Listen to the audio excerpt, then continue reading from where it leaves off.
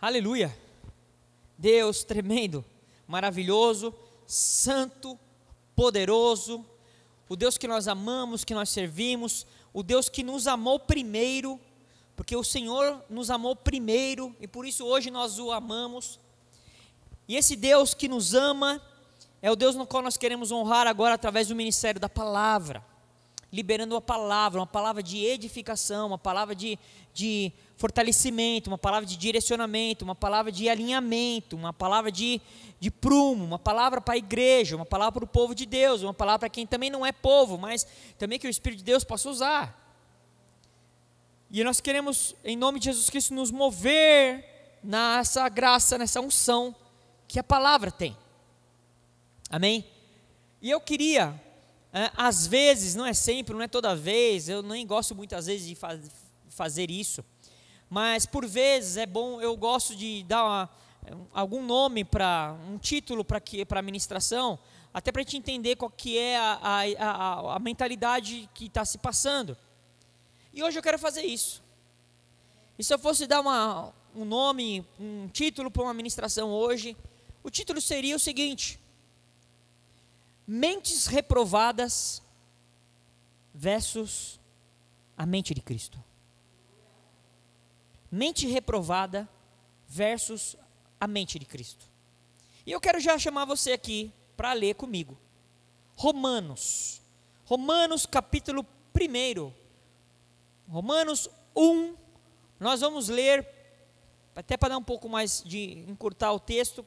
Nós podíamos começar a ler um pouco antes, mas eu quero começar a ler a partir do verso 28. Romanos, livro de Romanos, carta aos Romanos, capítulo 1, a partir do verso 28. E olha o que está escrito: E por haverem desprezado o conhecimento de Deus, o próprio Deus os entregou ao modo de pensar reprovável, para praticarem coisas que não convêm. Estão cheios de todo tipo de injustiça, perversidade, avareza e maldade. Estão cheios de inveja, homicídio, discórdia, engano e malícia.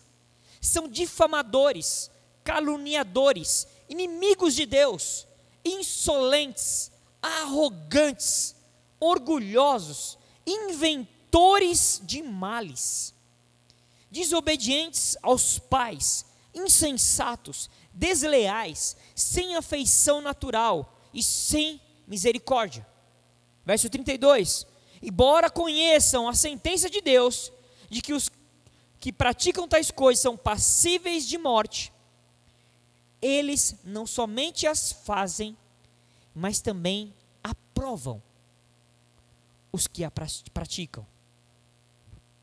Paulo aqui está escrevendo aos romanos. É uma igreja lá em Roma. Vamos nos colocar esse texto num contexto. Roma tinha o controle, o império daquele lugar, não só da cidade, mas de toda a região, de uma região muito vasta. O império romano dominava naquela época.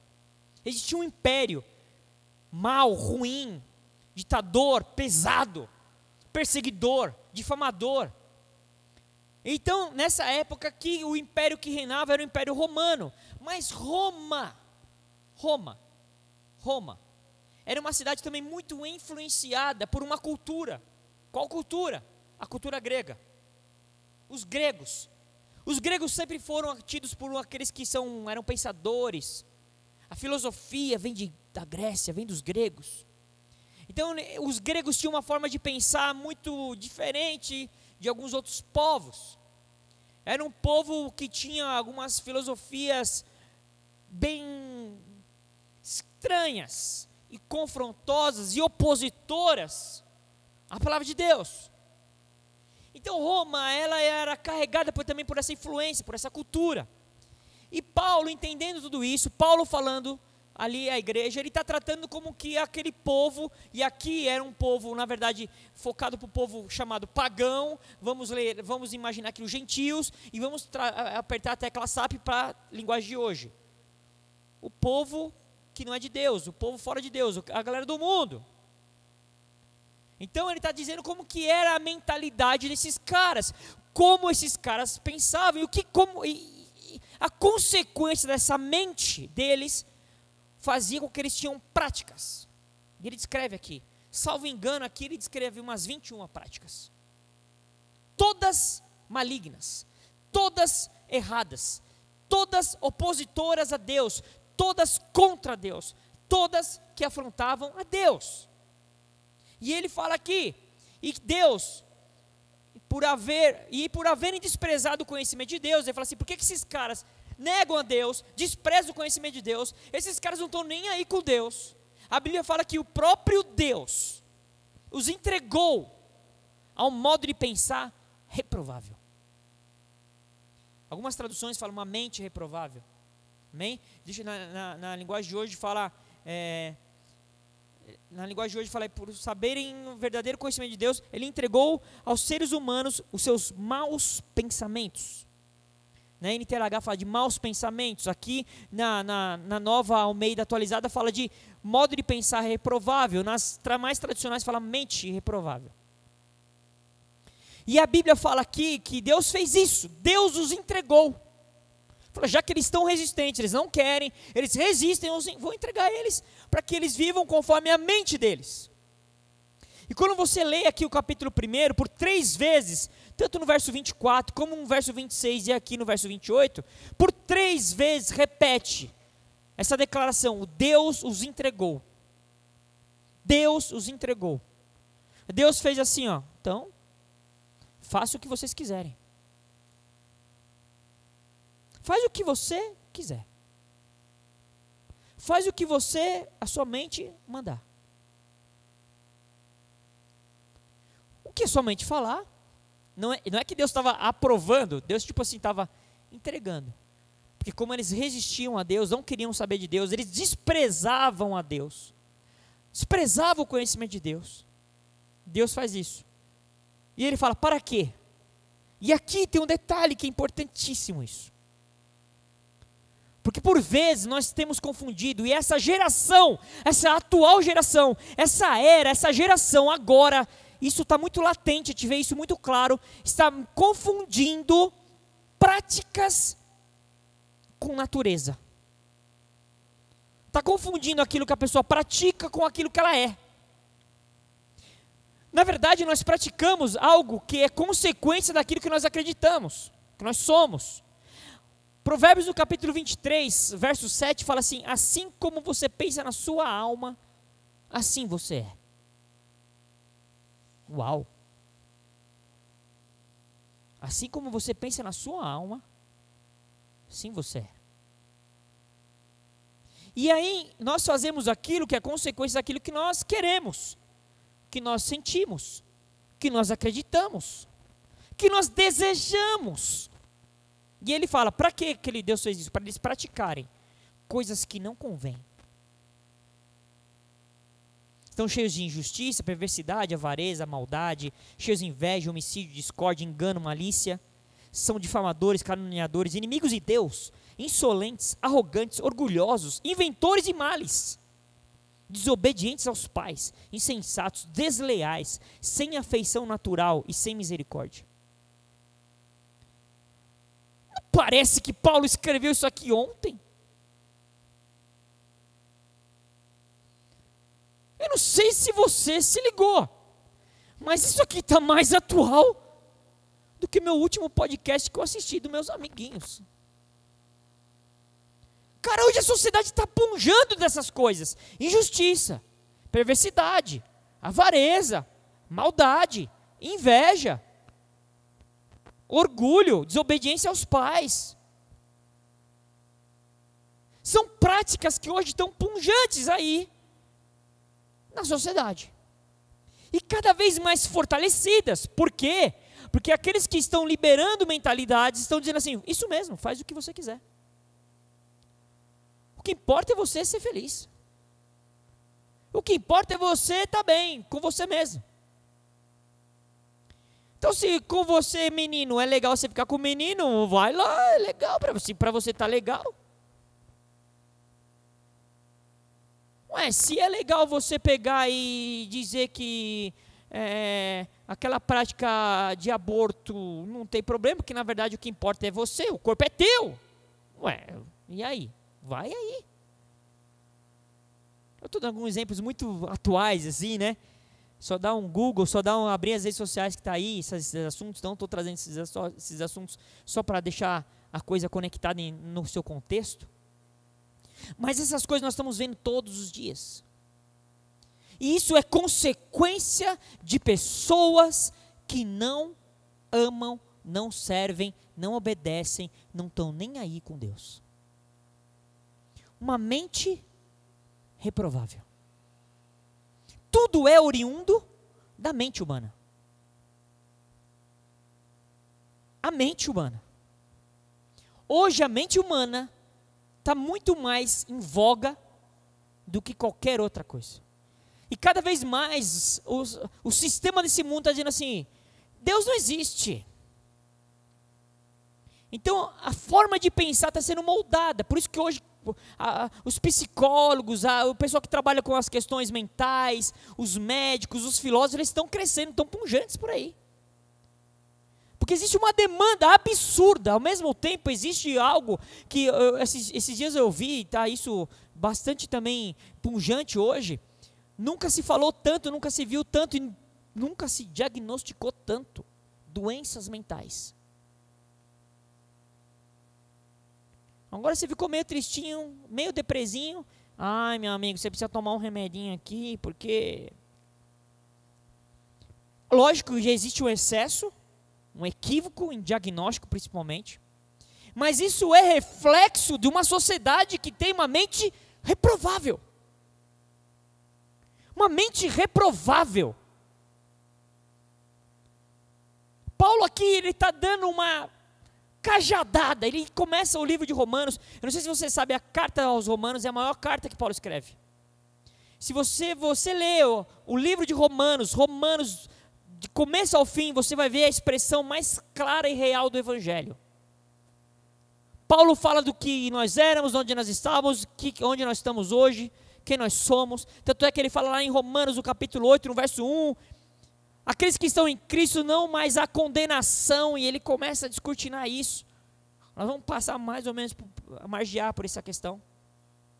Mas hoje, uma mente reprovável tem essas consequências, nós temos visto isso claramente. E pior, nós, os que estão da pegada com Deus, os que estão firmes com o Senhor, aqueles que não praticam tais coisas, porque suas mentes são mentes que buscam a Deus, que se permitem que Deus fale, que Deus conduza, esses estão sendo coagidos, impedidos de falar contra tais coisas.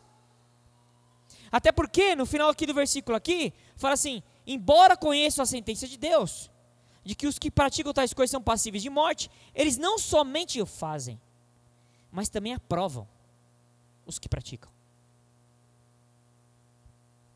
O que importa é você ser feliz, meu amigo. É isso que está acontecendo. E sabe qual que é o pior? Muitos púlpitos por aí começaram a ficar contaminados por esse tipo de mentalidade. O que você precisa é ser vitorioso, feliz, bem-estar. Hoje tem até os coaches gospel para que você seja feliz. A melhor estratégia para você alcançar a vitória. Eu tenho um segredo para você. 7 passos para alcançar a vitória. Aleluia! Isso é muito legal, atrativo. Se eu pregasse aqui, 7 passos da vitória, ia ter gente com o olhinho brilhando. Como eu consigo isso? Deus não nos chamou para esse tempo. Não que nós somos um povo derrotado, pelo contrário, nós somos o povo mais vitorioso da terra. Mas sabe por que você é vitorioso? Porque você matou a sua carne. Porque o Espírito de Deus tem que ser aquele que te dirige. Isso é ser vitorioso. Eu vou continuar aqui.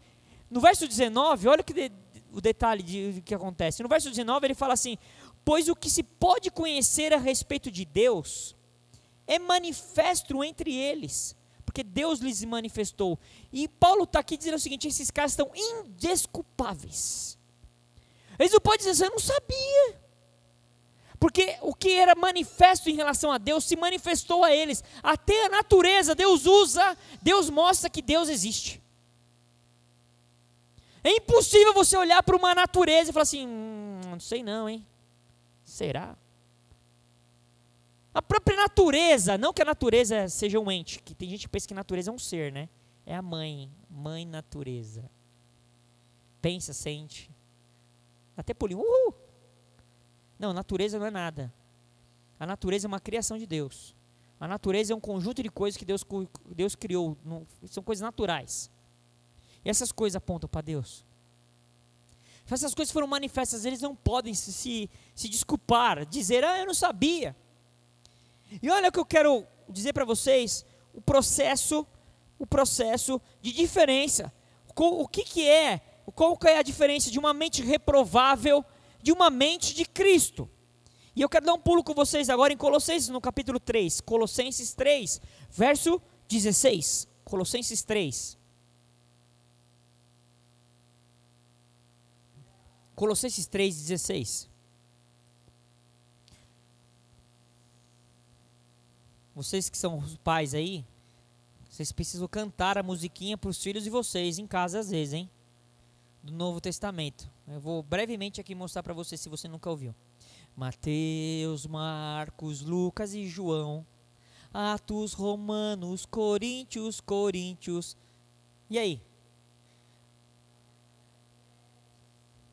Colossenses, vamos parar por aqui. É uma forma boa de você aprender a decorar a sequência dos livros. Colossenses capítulo 3, verso 16. Que a palavra de Cristo habite ricamente em vocês. Vamos parar aqui nesse trecho. Que a palavra de Cristo habite ricamente em vocês. Aqui é Paulo agora com os colossenses. Detalhe, Paulo aqui ele está trabalhando aqui com os colossenses, ele está estabelecendo fundamentos, fundamentando a igreja, ele está apostolando, ele está fazendo o serviço de um apóstolo à igreja, ele está sendo um verdadeiro apóstolo com aquela igreja, sem ao menos nunca ter ido até lá. Paulo nunca foi, quando escreve aqui, quando ele diz isso, quando manda essa carta para os colossenses, Paulo nunca tinha ido até Colossos. Mas o Espírito de Deus que estava nele, e Paulo no seu chamado apostólico, ele começa a fundamentar a igreja. Tanto é que o livro de Colossenses é um livro que mostra claramente também que nós fomos livres, que hoje nós somos livres, porque antes nós éramos o alvo da ira de Deus. Nós éramos o alvo da ira de Deus. Mas Deus, através do seu Filho Jesus, nos reconciliou. Nos reconciliou. Nós éramos o alvo da ira de Deus. Mas Deus nos reconciliou através do seu Filho. E Ele está fazendo isso, Ele está tratando disso com essa igreja, Ele começa a falar sobre isso. E quando Ele fala assim, que a palavra de Cristo habite ricamente em vocês, Ele está falando assim, é assim que nós devemos viver. Essa palavra aqui, que é a palavra de Cristo, habite, essa palavra habite, no original, é a palavra enoikeo, que é uma palavra grega, que significa exatamente isso aqui. Fixar residência, habitar, morada. Ela vem do grego, da palavra grega, oikos, que significa casa, morada. Significa viver, olha que tremendo isso aqui. Não é só uma casa normal, de paredes, ou de madeira, ou de concreto, sei lá o que. Não, mas é que é uma casa, só que esse habitar aqui, essa palavra, ela significa o seguinte também, viver em alguém e influenciá-lo para o bem. A palavra, ela tem que morar em mim. Ela fixa a residência, ela não vem, passa, visita, vai embora. Espírito Santo vem, vai embora, até o próximo culto de Páscoa. Não, ela habita, e ela habita com um propósito, ela habita com o propósito de te influenciar para o bem. A palavra de Deus tem esse propósito em nós. Ela não é uma coisa, é uma letra externa. Porque quando nós tratamos esse livro como uma letra externa, como um conhecimento, como uma doutrina meramente, ela é uma letra que mata.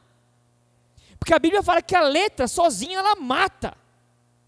Mas o Espírito vivifica. O livro sozinho é papel. Mas lido pelo Espírito é poder e vida. É o Evangelho revelado. Essa palavra é que tem que fazer a diferença em mim. E ele fala mais aqui, que às vezes a gente passa desapercebido. Ele não fala só habitar. Tipo assim, tem gente que acha assim, eu já decorei em Salmo 23. Tá bom, né, amado?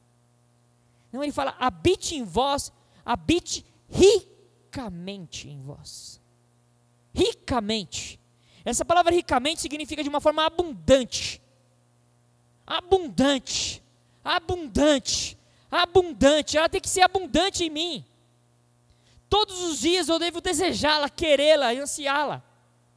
A gente cantou, a gente canta às vezes tão emocional no louvor. A minha alma anseia por ti. Mas dá uma preguiça não de ler a Bíblia. Dá uma preguicinha. Foi de noite então, é sonífero, né, para crente.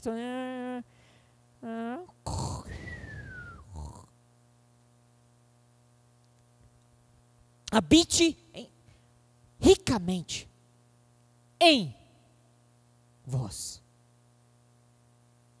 A palavra que habita em nós, nos influencia, ela mora em nós. Essa é uma coisa que eu preciso estar sempre ministrando, porque isso é difícil entrar na mente humana. Tem alguém morando em mim. Tem alguém morando em você. Tem alguém morando em você.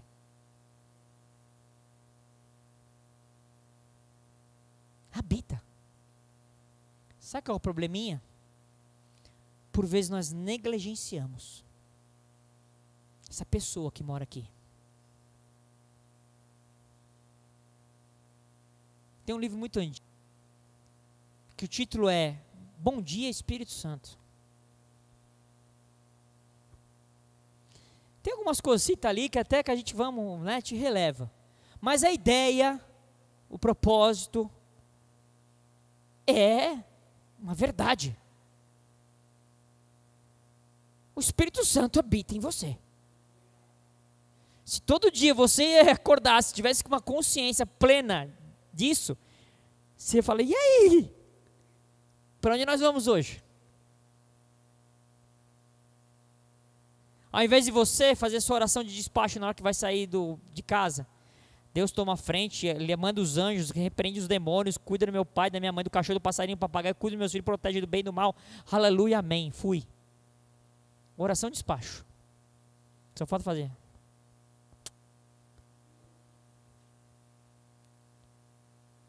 Em vez de você orar, você devia ouvir. O que eu devo fazer, papai? Espírito de Deus, para onde? Aí ele vai falar para você, aí você fala assim, pode deixar. Sou maduro, sou filho maduro. Mandou, eu obedeço. Uhul!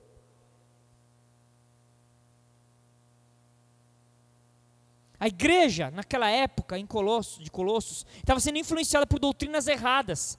Os caras começaram a permear ali no meio da igreja, começaram a trazer umas ideinhas furadas. Umas doutrinas totalmente equivocadas. Eles diziam que tinha que obedecer certas regras. E leis a respeito de comida, bebida, dias santos. E que precisavam submeter o corpo numa rigorosa disciplina.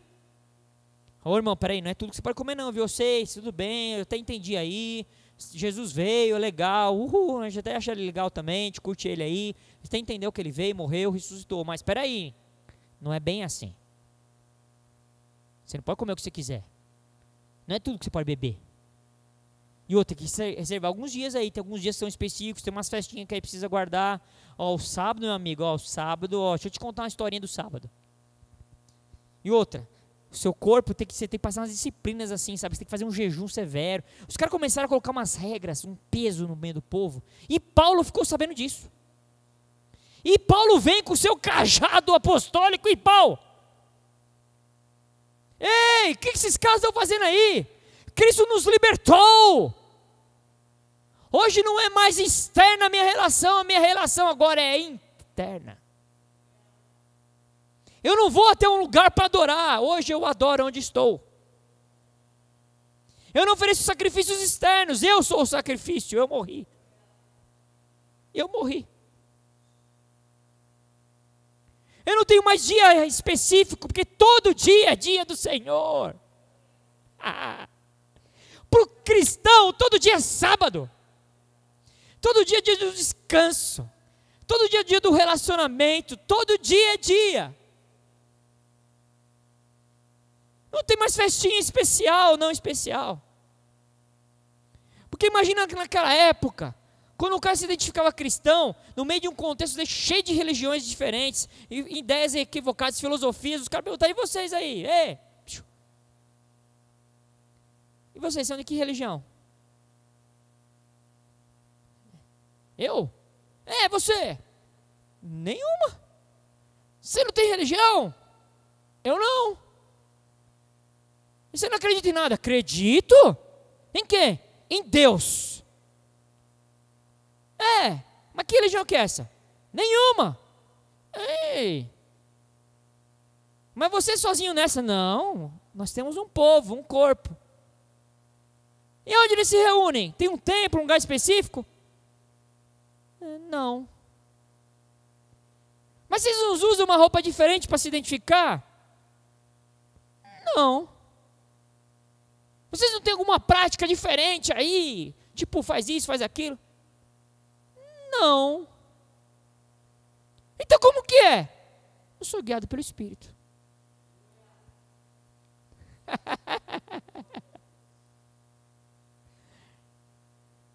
Aos olhos humanos parece nada. Mas é tudo. Mas é tudo. Mas é tudo. Mas é tudo. Paulo declarou ali no livro para os Colossenses, principalmente quando a gente vai tratar ali no capítulo 2, deixa eu ler rapidinho aqui o capítulo 2. Capítulo 2, verso 16. Capítulo 2, verso 16. Olha o que está escrito. Colossenses 2, a partir do verso 16. Portanto, que ninguém julgue vocês por causa da comida e bebida, ou do dia da festa, ou da lua nova, ou dos sábados, porque tudo isso tem sido sombra das coisas que haviam de vir. Porém, o corpo é de Cristo. Não deixem que ninguém se faça de árbitro para desqualificar vocês, com pretexto de humildade e culto de anjos, baseando-se em visões, estando cheio de orgulho, sem motivo algum, e sua mente carnal. Leia-se, reprovável, carnal. Aqui uma mente reprovável. A mente carnal, toda mente carnal é uma mente reprovável. A mente carnal, a sua mente carnal, e não retendo a cabeça, a partir do qual todo o corpo, suprido e bem vinculado, ele está falando de Cristo aqui, por suas juntas e medulas e ligamentos, cresce o crescimento que vem de Deus. Se vocês morreram com Cristo para os rudimentos do mundo, porque se sujeitam como se ainda vivessem no mundo. Não toque nisto. Não coma aquilo.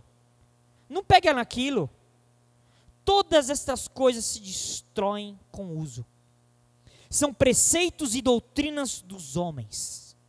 De fato, essas coisas têm aparência de sabedoria. Ao promoverem um culto que as pessoas inventam, falsa humildade e tratamento austero do corpo, fazer vencer as inclinações da carne. Somente transformada pelo Espírito de Deus é capaz de trazer liberdade. Por quê? Conhecereis a verdade, e a verdade vos libertará. A verdade é a palavra. A Bíblia fala em João capítulo 1, o verbo, a palavra se fez carne e habitou entre nós. O verbo se fez carne. A palavra se fez carne. Jesus falou assim: eu sou o caminho, a verdade. A palavra é a verdade. A palavra é a verdade. E aí quando nós vamos agora lá em 1 Coríntios, no capítulo 2, verso 16, 1 Coríntios 2, 16. Paulo também está tratando aqui de uma questão muito específica, numa igreja de Coríntios também extremamente contaminada, extremamente carnal, uma igreja que lidava muito bem com os dons. Você vai ver que os caras, os dons ali fluíam de uma forma assim, que a gente fica imaginando, quando que isso vai acontecer no nosso arraial? Era dom de línguas, profetizava, cura, era isso, aquilo, só que os caras eram carnais. Manifestação de dom não significa que você é necessariamente espiritual. O cara pode orar e o cara pode se curar, mas ele pode ser carnal. Porque o que faz não é o cara, mas é a fé que existe no nome de Cristo. É o nome de Jesus que é poderoso. O nome de Jesus, ele não pode, nada pode ir contra o nome de Jesus quando é liberado em fé. Eu vou contar uma coisinha agora para vocês que eu lembrei. Quando eu não era convertido, mas eu ouvia algumas pessoas da minha família, tal, falava assim, né? Algumas pessoas que eram crentes, falavam, sangue de Jesus tem poder. E eu aprendi aquele negócio, eu ouvia aquele negócio, aquilo entrou em mim, assim, sabe? Entrou. Sangue de Jesus tem poder. E eu era novo, tal, e eu eu fazia academia num lugar onde eu morava. E para ir embora, eu ia embora de busão, tinha que subir a rua, e na rua tinha um centro de macumba. Rapaz, eu não tinha coragem, mas nem a pau de passar na frente, assim, na calçada da frente. Eu sempre passava na calçada do outro lado. Eu não era cristão. E eu sentia que aquilo não era coisa boa. E eu passava do outro lado da calçada, com medo lascado. E ficava, sangue de Jesus tem poder, sangue de Jesus tem poder, sangue de Jesus tem poder. Sangue de Jesus tem poder, sangue de Jesus tem poder. Acelerava o passo e...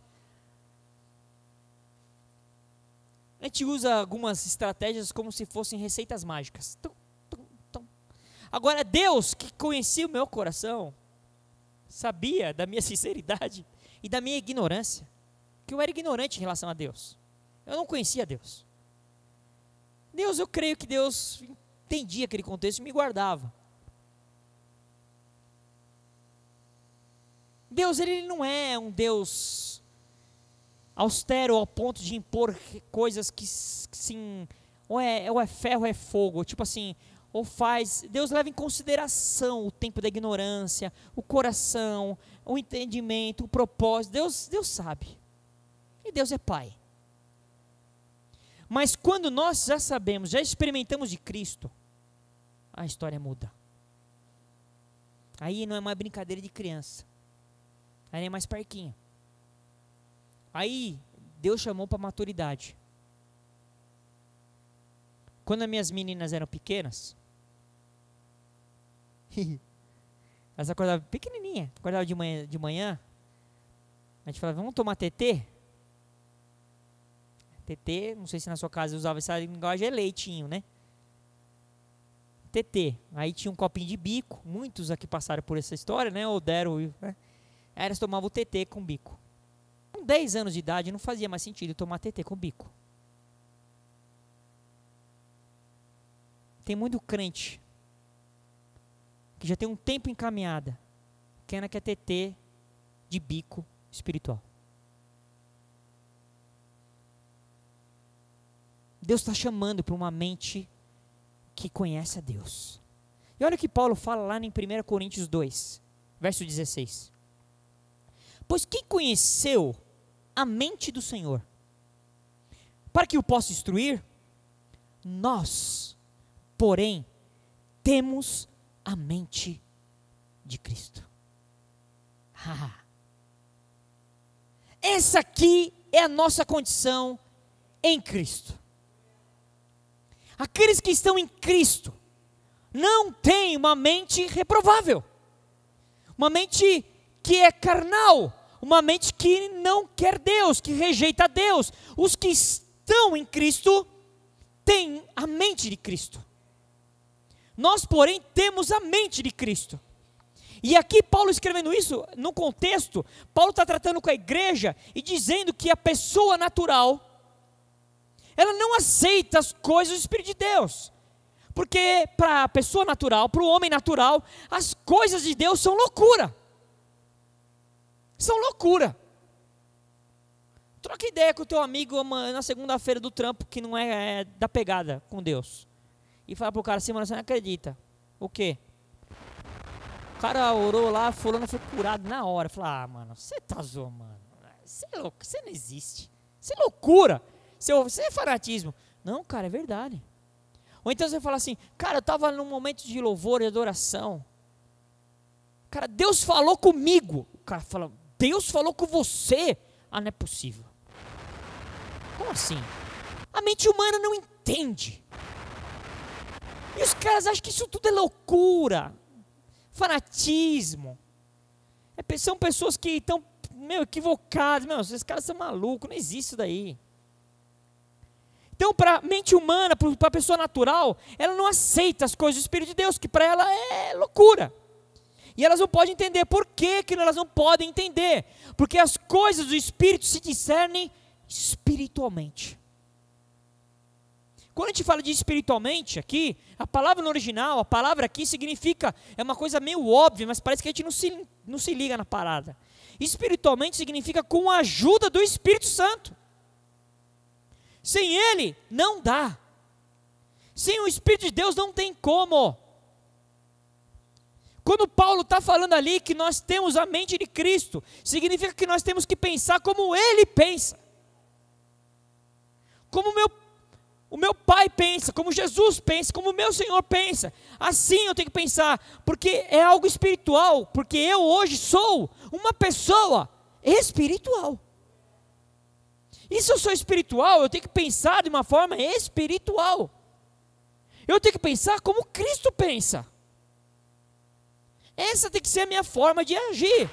Quando você for ofendido, você tem que pensar e agir como Cristo. Se estiver na administração das suas coisas, você tem que fazer como Cristo. Quando você se deparar com alguém que é um opositor teu, que é um cara que... Você tem que pensar como Cristo. Eu estou usando situações naturais para dizer. Porque se a gente for reagir só para... porque eu sou crente. Mas por que você é crente, meu amigo? É porque eu parei de fumar, parei de beber. E hoje eu não uso umas roupas indecentes. E sabe o que é o pior? Sabe o que eu vejo muito nesses contextos? Os caras param de fazer essas coisas, mas mas aquilo não transformou aquilo, sabe? Aquilo na verdade ele faz por regramento religioso. Então ele não faz, mas agora que ele não faz, ele aponta o dedo para todo mundo que faz. Olha lá. O cara lá, a roupa do cara. Isso não é de Deus, isso não é santidade. Olha lá. Aí a gente começa agora a ser o apontador. Isso não é um coração convertido, isso é um coração cheio de regramento humano, religioso. A palavra aqui, quando Paulo fala aqui, a palavra nós temos a mente de Cristo. Olha que Paulo fala, ele fala assim, eu tenho. Fala nós. E aqui no original, no texto, a palavra nós, ela é enfática. Paulo está apontando para a pessoa espiritual, que é um contraste da pessoa natural. Esse nós aqui, nós temos a mente de Cristo. Principalmente quando você vai no contexto, vai ler no texto, você vai entender o contexto e vai entender por que está nesse texto. Nós aqui, nós quem? Aqueles que são espirituais. E a gente tem que tomar cuidado, porque as pessoas confundem espiritual com religioso. Pensa que é a mesma coisa, não tem nada a ver. Religioso é um carnal vestido de roupa de crente. Isso é um religioso. Uma roupa, não falo roupa literal, mas posturas. Então, na verdade, quem que são os nós? Aqueles que andam pelo Espírito. Os espirituais. Esses aí, eles não são conduzidos pela mente humana, eles não são influenciados pelo sistema do mundo, eles não são influenciados pelo sistema que está regendo todas essas coisas aí que nós lemos. Esse texto aqui, ele também pode ser traduzido assim, ó: ninguém pode instruir ao Senhor. Temos a mente do Senhor, portanto, ninguém pode nos instruir ou julgar. Quem que nos instrui hoje? A palavra. Tem que tomar cuidado, porque alguns escutam isso daqui, a gente quando prega tem que fazer um parênteses, né? Porque alguns pegam isso numa literalidade humana e falam assim: pastor não manda em mim. Irmão, eu sei, ninguém manda em você mesmo não. Mas pessoas são colocadas em situações e nós temos que entender que Deus usa as pessoas. Amém? Então a gente fala assim: Deus manda em mim, Deus manda em mim. Meu amigo, vai nessa aí, vai. Vai que você vai ver onde você vai parar. Uma mentalidade distorcida também.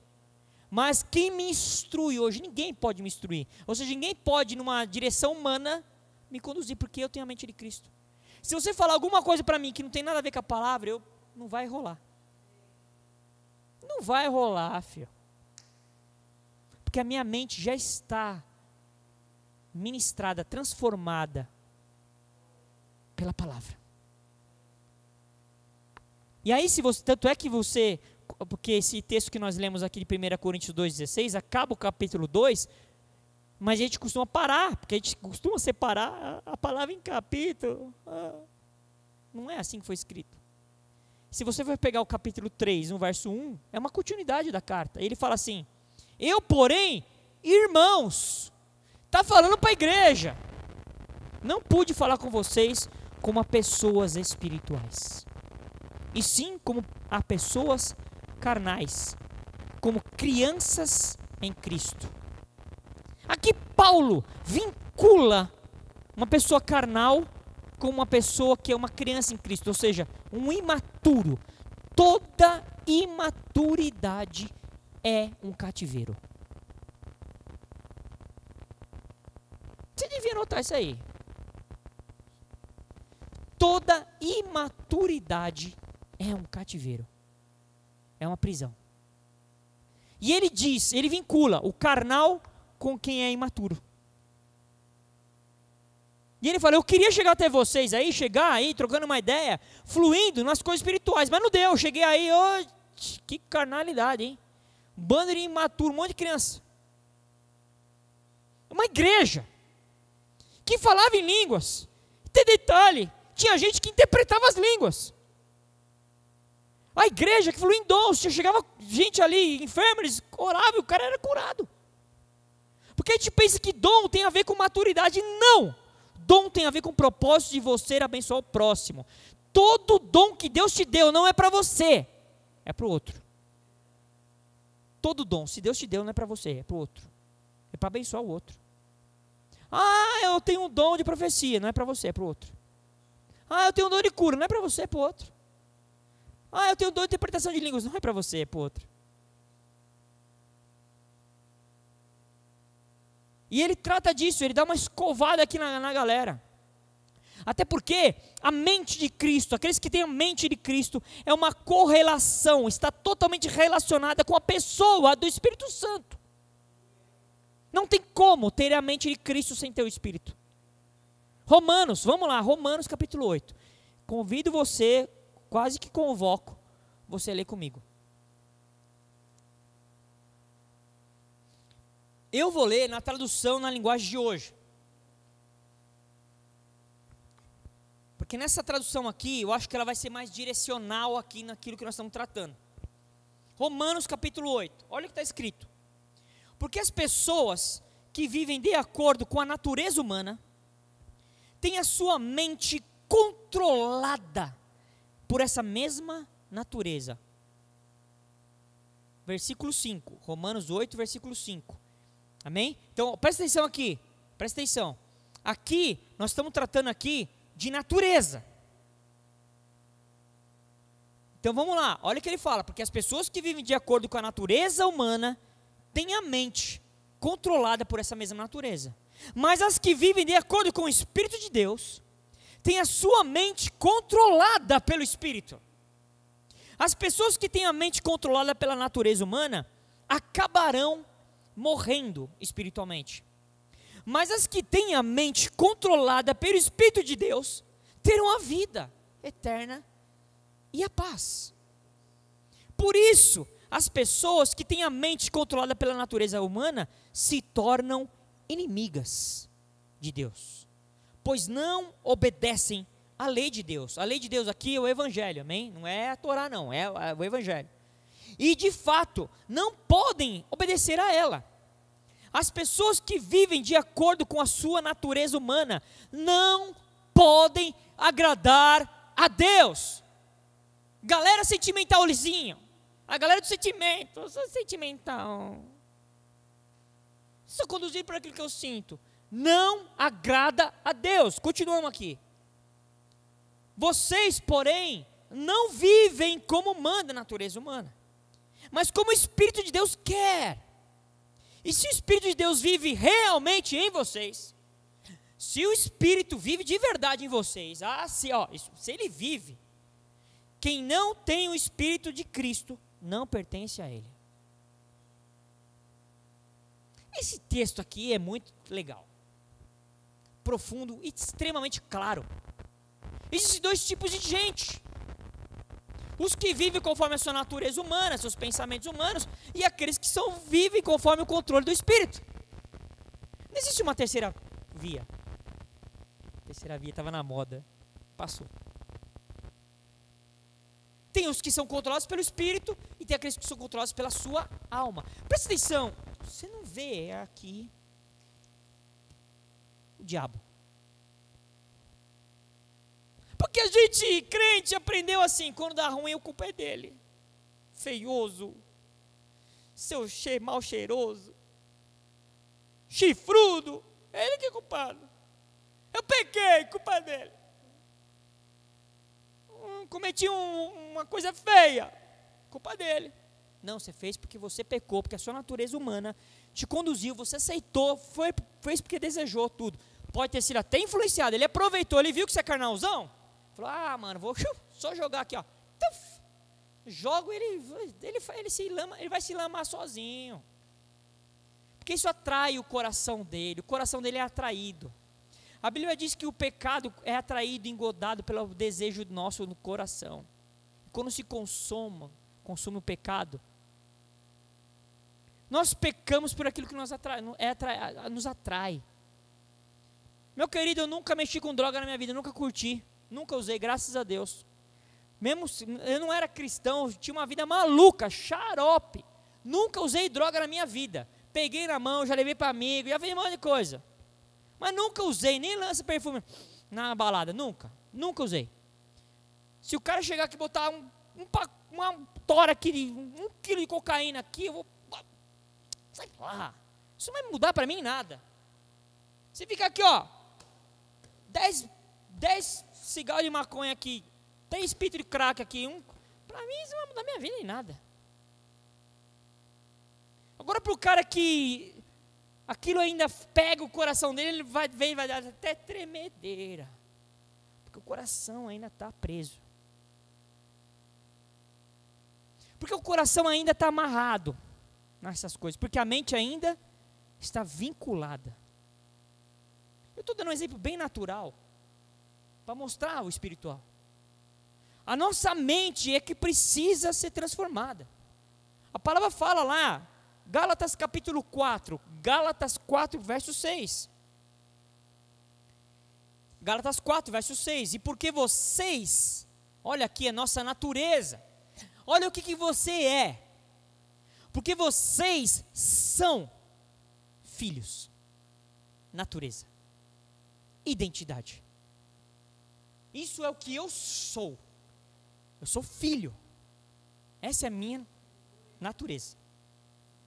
Aqueles que estão em Cristo, aqueles que se convertem, eles não são mais inimigos de Deus. Nós nos tornamos filhos. Isso é a nossa natureza para aqueles que são Cristo. Ele fala assim: vocês são filhos. Deus enviou o Espírito do seu Filho ao nosso coração. E esse Espírito clama: Abba, Pai. Assim, você já não é mais escravo, porque antes nós éramos. Porém, filho, duas naturezas distintas, escravo e filho. Naturezas, aqui nós estamos falando de natureza, não estamos falando de prática, que nem lá ele falou de práticas, algumas práticas, né? Adultério, roubo, falar mal dos pais. Não, aqui nós estamos falando de natureza. Um é um escravo, outro é o filho. A Bíblia está falando aqui que nós hoje somos filho. Ele fala, porém filho, e sendo filho, também herdeiro por Deus. Essa é a minha natureza. Essa é a natureza que eu tenho que me apropriar. É assim que eu tenho que viver. Hoje não sou mais eu que vivo, mas Cristo que vive em mim. A minha natureza foi mudada, transformada. Eu tinha uma natureza má, ruim, contaminada pelo pecado. Essa natureza morre em Cristo. E não no batismo das águas, mas no batismo do Espírito. Essa aí, pega aí. Essa acho que só às 5, 6 horas da manhã vai cair. Pip. Tem gente que acha que é com a água. A água é só o símbolo. É o batismo no Espírito. E as pessoas pensam que batismo no Espírito é falar em línguas. Não, em línguas é uma evidência. As línguas são apenas uma evidência de que eu fui batizado no Espírito. Você não é batizado no Espírito quando você fala em línguas. A língua vai ser uma evidência.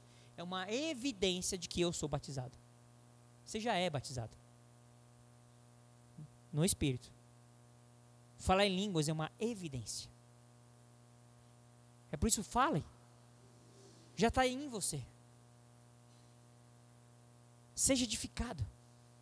Já está em você. Amém? Então, essa é a natureza. Nossa natureza, filho. Porque antes nós éramos escravos. Quem não está em Cristo é escravo. É escravo. Escravo de quem? De quem? Do Didi? Vou dar uma dica. Começa com Di e termina com Aba. Vamos ver quem vai acertar aí. Escravo do diabo. Sim, mas não só. A Bíblia fala escravo da carne, do pecado.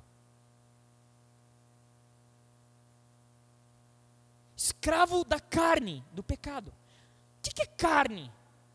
Carne, toda vez que você vai ver na palavra carne, significa os desejos humanos, as vontades humanas, aquilo que a minha vontade, os meus desejos, eu anseio, aquilo que é meu, que eu crio na minha carne, no meu desejo, na minha vontade, isso é carne. Nós éramos escravos disso. Não tinha como dar jeito. A lei não conseguiu, os rituais não conseguiram, sacrifício não conseguiu, guardar dias não conseguiu, nada conseguiu. O máximo que conseguia era uma maquiagem. Só matando o velho. Matando a velha natureza. E olha o que fala aqui em 1 Coríntios 3,16. 1 Coríntios 3,16. Vocês não sabem que são santuário de Deus e que o Espírito de Deus em vocês. Cara, eu preciso muito que vocês entendam sempre isso. Por isso, enquanto eu não entender em Deus que isso tem que ser uma verdade, uma realidade sua, como nova criatura, eu não vou parar de falar. O Espírito de Deus, ele não te visita, ele habita. Essa mente pertence àqueles que estão em Cristo. Lá em 2 Coríntios agora, no 2 Coríntios, capítulo 4, verso 3, olha o que fala.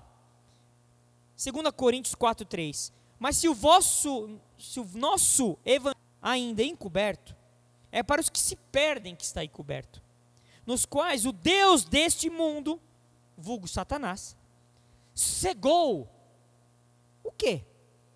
O entendimento dos descrentes, para que não lhes resplandeça a luz do evangelho da glória de Cristo, o qual é a imagem de Deus.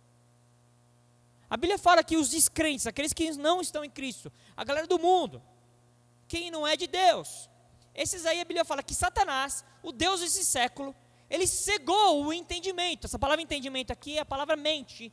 No original você pode traduzir também como mente, os pensamentos, o entendimento, a compreensão, os sentimentos. Isso daí Satanás fez com que ficasse cego. Eu não consigo ver o Evangelho. Eu não vejo o Evangelho. Estou cego. Ela fala, por isso que não resplandece. Essa palavra aqui significa mente, sentimentos, pensamento. Essa palavra aqui no original. Noema, no original, no grego. Mas olha só, aqui de novo. Olha o que Gálatas agora, no capítulo 5, verso 1 diz. Gálatas 5:1. Para a liberdade foi que Cristo nos libertou. Porque éramos escravos. E ele fala, por isso, permaneçam firmes. Agora tem um detalhe. Olha o que ele diz. E não se submetam de novo a julgo de escravidão. Aqui ele está falando assim, Cristo nos libertou. Para a liberdade nós somos livres agora. Deus mandou Jesus para que nós pudéssemos experimentar da liberdade. O que é ser livre? É ser guiado pelo Espírito de Deus. Livre de quê? De você mesmo. Você é o seu pior inimigo. O meu eu não gosta do eu que eu me transformei. Recebe isso aí. O meu eu não gosta do eu que eu sou em Deus. Porque o eu que sou em Deus me manda cala a boca. Fala não para mim. Não coaduna com aquilo que eu quero, que a minha vontade quer. Preste atenção. Sem Cristo, toda e qualquer pessoa é escrava. Toda e qualquer pessoa. Não tem opção. Agora, em Cristo, a pessoa só fica escrava se quiser. Porque aqui Paulo está falando assim, por isso não se submetam de novo. Ou seja, eu posso vacilar, me equivocar e de novo me submeter ao jugo da escravidão. Por isso que às vezes a gente vê gente dentro de contexto de igreja, pegada de igreja, está junto com a igreja, às vezes envolvido em ministério, né? Vamos usar a linguagem aqui dos crentes aí. Envolvido em ministério, envolvido na obra, irmão. E você olha e você vê características notórias de escravidão do seu eu, da carne. Porque de novo se submeteu ao jugo de escravidão.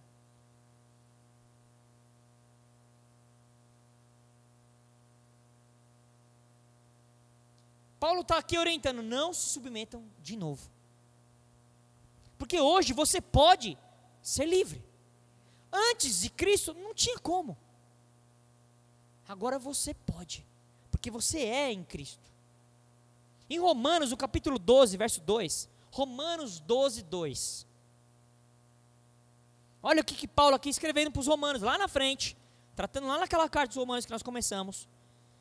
Romanos 12, 2. Não vivam conforme os padrões desse mundo, conforme a forma de pensar do mundo, conforme a forma de agir do sistema do mundo, conforme o sistema mundano. Não vivam desse jeito, mas deixem que Deus os transforme pela renovação da mente, para que possam experimentar qual é a boa, agradável e perfeita vontade de Deus. Sem eu ser transformado na minha mente pelo Espírito, eu não consigo experimentar da boa, agradável e perfeita vontade de Deus. O que Deus espera aqui que a gente para o ponto original. Qual que é esse? Adão antes da queda. Adão antes da queda. Ele pensava como Deus, agia como Deus, funcionava como Deus. Ele e Deus se relacionavam. Ele via Deus e para ele era normal, porque fazia parte da vida dele. Aí ele peca. Deus aparece e fala: ai, Deus, deixa eu me esconder. Deus para a carne é anormal. A carne não entende Deus. A carne quer fugir de Deus. A carne tem medo de Deus. A carne quer usar de estratégias para se esconder de Deus. A carne faz isso. Mas lá em Efésios, no capítulo 4, verso 22. Efésios 4, 22. Quanto à maneira antiga de viver, aqui está falando para aqueles que já estão em Cristo. Vocês foram instruídos a deixar de lado a velha natureza, que se corrompe segundo desejos enganosos, e se deixar renovar no espírito do entendimento de vocês, e se revestir da nova natureza, criada segundo Deus, em justiça e retidão procedentes da verdade. Aqui, para os Efésios, aqui ele está tratando aqui sobre o antes e o depois, a maneira antiga de viver, na velha natureza. Lembra da natureza escrava, natureza adâmica. Não façam mais isso, deixe de lado aquela natureza que se corrompia, segundo os desejos enganosos. E ele fala, se deixe renovar, é um processo. O espírito do entendimento, esse espírito do entendimento aqui, essa palavra entendimento, é a mesma palavra no original que nós lemos lá, é mente, pensamentos, sentimentos, de vocês, e se revestir da nova natureza. É isso. A palavra faz isso em mim. Nós temos realidades que somente aqueles que estão em Cristo podem. São realidades de uma nova criatura. Nós somos uma nova criatura. Tem um textão aí, conhecidão, principalmente da galera do evangelismo, da galera que vai pregar o evangelho, que diz o seguinte, vamos lá, 2 Coríntios 5,17, eu sei que você sabe de cor, você que é crente da pegada. Pelo que, se alguém está em Cristo, nova criatura é. As coisas velhas já passaram, e eis que tudo se fez novo. Como nós amamos isso. Só que aqui tem uma verdade que às vezes a gente não entende. A galera traduz aqui, segundo a tradução gospel, é assim: pelo que se alguém está na igreja, é nova pessoa, e as coisas velhas, tudo vai embora, nada vai me atrapalhar, porque tudo se fez novo, entendeu? Então eu não quero mais tristeza, não quero mais sofrimento, não quero mais pobreza, eu quero ficar rico e famoso. Não, aqui ele está dizendo assim, pelo que, se alguém está em Cristo. Essa palavra no original, em, que é uma coisa tão simples, a língua portuguesa nos ajuda, mas o grego também ajuda.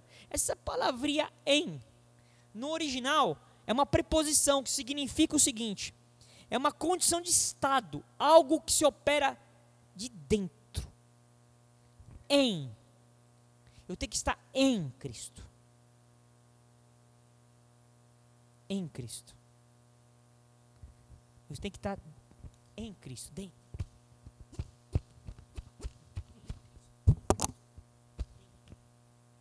Aqueles que estão em Cristo, não é que frequentam a igreja evangélica, não é que tem cargo ministerial, não é que faz a obra, é que estão em Cristo.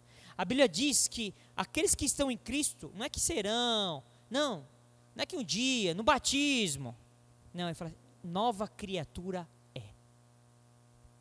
Amém? Nova criatura é. Essa palavra aqui, nova, no original, no grego, significa, é uma pessoa nova, que a gente pensa que é novo de idade, fiquei novo agora. Eu tinha 40, me converti, meninão, começo do zero. Não é de idade, não tem a ver com idade, não é cromos. Significa novo de qualidade, novo de espécie, novo de substância, novo de natureza. Tem a ver com a forma. É um tipo incomum, desconhecido, nunca existiu antes. É novo. É novo. Novo. Não existia. Se você está em Cristo, você é uma nova. Não é que vai ser um dia, se o pastor deixar. Tem que ter aprovação do concílio. Se fizer o cursinho de membro.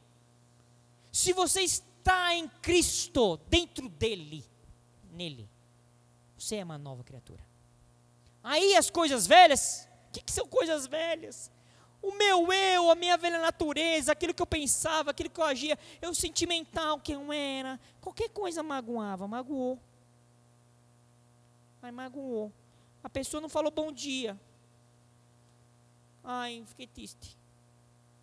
Um dia, lembrei de uma coisa, eu era de uma igreja, lá nos Idos, lá longe, a igreja era grande, rapaz, a igreja grande, galpão grande, e tinha assim, 4 megas filas assim, de cadeiras. Um corredor central, grande, e 2 megas filas de cadeira para um lado, 2 megas filas de cadeira para o outro. Costumava ficar, quem via do estrado para frente, eu costumava ficar do lado esquerdo, ali, esse lado, né? A igreja é grande, imagina, o estrado lá da igreja era maior que a nossa igreja, era enorme. Aí tinha uma irmã, nem lembro se era irmão ou irmã, rapaz, nem sei, glória a Deus, Deus tira essas coisas do meu coração, nem lembro. Ficava lá daquele outro lado. Aí um dia tava um culto lá, tem aqueles cultos que ora para cá, ora para lá, chora para cá, para lá. E aí, o culto de falar de perdão, a pessoa chegou até mim. Mas o irmão, eu queria te pedir perdão. Eu falei, é mesmo? E eu nem tinha muito relacionamento com a pessoa. Eu não tinha muito relacionamento, conhecia, mas não era uma pessoa de relação. A igreja é enorme. Eu queria te pedir perdão. Eu falei, pois não, tudo bem, mas eu falei, eu até me assustei. Eu falei, o que aconteceu? É porque eu fiquei magoado com o irmão. Porque um dia o irmão estava lá, passando assim no corredor lá, e eu estava lá, e o irmão não me cumprimentou, eu fiquei magoado. Eu falei, eu fiz isso? Eu nem vi. Tá bom, tá perdoado. Sentimental. Os crentes sentimentais. É essa velha natureza que Deus quer tirar. Eu me movia para uma coisa, hoje eu não me movo mais. Eu sentia algumas coisas, hoje eu não sinto mais. Eu tinha medo, pavor, não sinto mais. Eu sou uma nova criatura. Pode apagar a luz, eu não tenho medo escuro. Cristo é minha luz que habita em mim. Lâmpada para os meus pés. Eu tenho medo de ficar sozinho, não. Isso eu estou livre. Eu tenho medo de ficar pobre, tenho medo de ficar doente. Não, eu estou livre. Eu sou uma nova criatura. As coisas velhas que me perturbavam, que me atormentavam, que me escravizavam, que me proibiam, que me permitiam, que me colocavam em coisas feias, erradas, pecados, isso eu estou livre. Eis que tudo se fez novo. Hoje eu sou filho.